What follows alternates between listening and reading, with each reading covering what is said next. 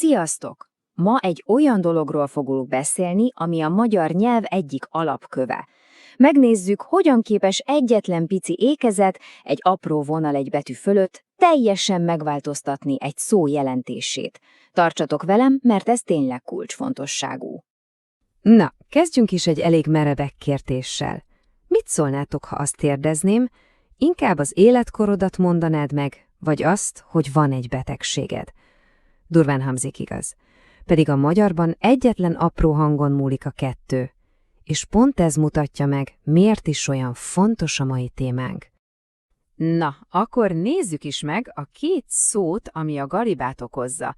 Figyeljetek nagyon a kiejtésre. Az egyik kor, ez az életkor. A másik kór, ez pedig egy betegség. Halljátok a különbséget? Kor, kór. Csak a hang hossza más. Látjátok? Ez a pici ékezet az ó fölött mindent megváltoztat. Na, ma pont ezt a rendszert fogjuk szépen kibogozni. Szóval vágjunk is bele. Először is nézzük meg, hogy ez az apró hangváltozás miért is számít ennyire sokat, és hogy valójában milyen pofon egyszerű, logikus rendszer van mögötte. Itt van egy nagyon fontos dolog, főleg ha az angolból indultok ki. A magyar magánhangzók, ahogy mondani szokás, tiszták. Ez azt jelenti, hogy egy rövid ó vagy egy hosszú ó hang az elejétől a végéig ugyanaz marad. Nem csúszik át más hangba, mint például az angol go szóban. Hidd el, ha ezt megszokod, igazából sokkal könnyebb dolgod lesz. Oké, de akkor hogyan is működik ez az egész? Van két aranyszabály, ami az egészet mozgatja. Ha ezt a kettőt megértjük, hirtelen az egész sokkal logikusabb lesz. Tényleg, ígérem. Na, ide figyeltetek, mert ez most tényleg a lényeg. Az első szabály az időtartam. A magyarban az ékezet például az ó betűn nem a hangsúlyt jelöli, ezt nagyon jegyezzétek meg. Egyszerűen csak annyit jelent, tartsd ki ezt a hangot egy kicsit tovább, mint a párját, az ót. Ennyi, semmi több. A második szabály a hangszínről szól, de tudjátok mit, azzal ma nem foglalkozunk. Maradjunk csak az elsőnél, az időtartamnál. És ez a táblázat? Hát ez mindent megmutat. Nézzétek csak, milyen szép rendszert alkot. Látjátok? Minden magánhangzónak van egy rövid és egy hosszú párja.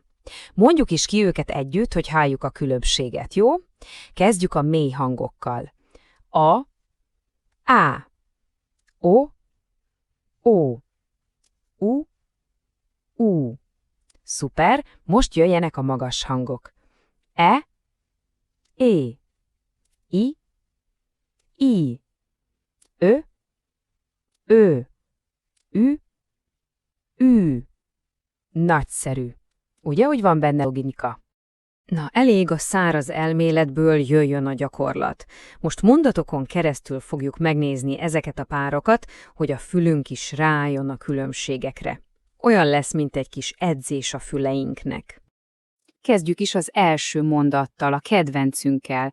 Most a rövid ó és a hosszú ó hangra figyeljetek, jó?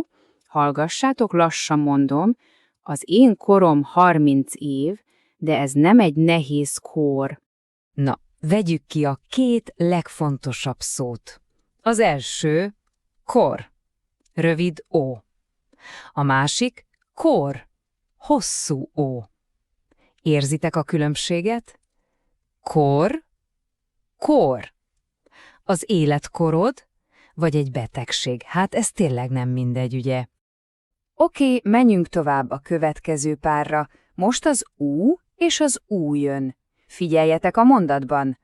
A kisfiú egy nagyot ugrik, az út végén pedig úszik. Itt is két teljesen más cselekvést látunk. Az egyik ugrik rövid óval, a másik úszik hosszú óval. Hallgassátok megint. Ugrik, úszik. Itt is csak a hang hossza változtatja meg a teljes jelentést. Jöjjön a harmadik mondatunk. Most az ö és ő hangokra vadásszunk. 5 ember áll a ház előtt, az ő házuk nagyon szép. Ez egy szuper példa arra, hogy egy egyszerű szám, az 5, hogyan lesz névmás. Ő. Csak annyi a különbség, hogy tovább tartjuk a hangot. 5. Ő. Látjátok? Ez is egy nagyon fontos különbség. Na, most jön egy kicsit trükkösebb pár. Itt nem csak a hosszúság más, hanem egy picit a hang minősége is. Figyeljetek!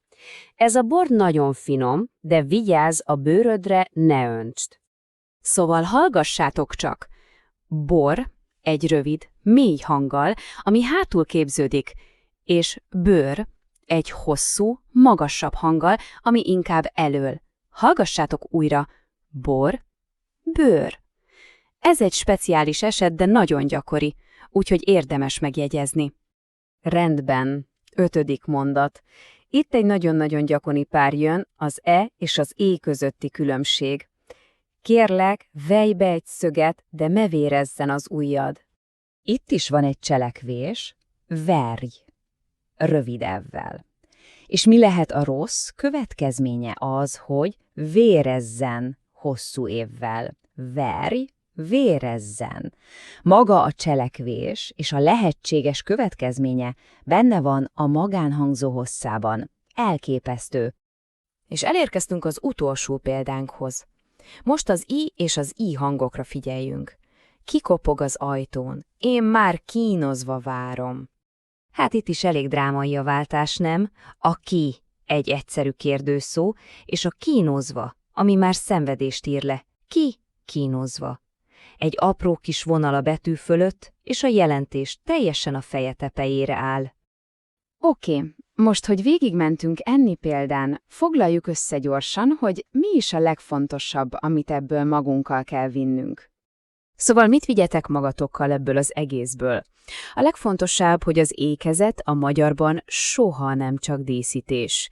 Nagyon komoly feladata van. Azt jelzi, hogy a hangot tovább kell kitartani. És ahogy láttuk, ez a hosszúság teljesen megváltoztathatja egy szó jelentését. A legjobb barátotok ebben a játékban a fületek. Figyeljetek és gyakoroljátok hangosan a párokat. És a végére egy kérdés, ami tényleg érdekel. Nektek melyik magyar szópár okozza a legtöbb fejtörést? Melyik az, amit mindig összekevertek? Írjátok meg nekünk, hát ha tudunk egymásnak segíteni. A közös gyakorlásnál nincs is jobb. Köszönöm, hogy ma is velem tartottatok.